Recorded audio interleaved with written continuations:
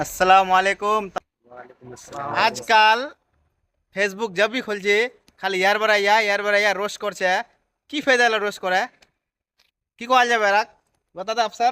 अरे बे अगर जिन वरार हिम्मत होवे तो सामना मुकाबिला करबे गई वरार हिम्मत नहीं जागे बस खाली फेसबुक होल इंस्टाग्राम होल बस खाली व्यूज बढ़ते ना लाइक बढ़ते ना शेयर होते ना खाली बस वहीला ही खाली गई কি ফায়দা হলো हिम्मत नहीं है हिम्मत रोला ना उस पे आगोत नहीं उस पे 349 টাকা রিচার্জ করছি, যে ফেসবুকটা খুলছি খালি আর এই ভিডিও।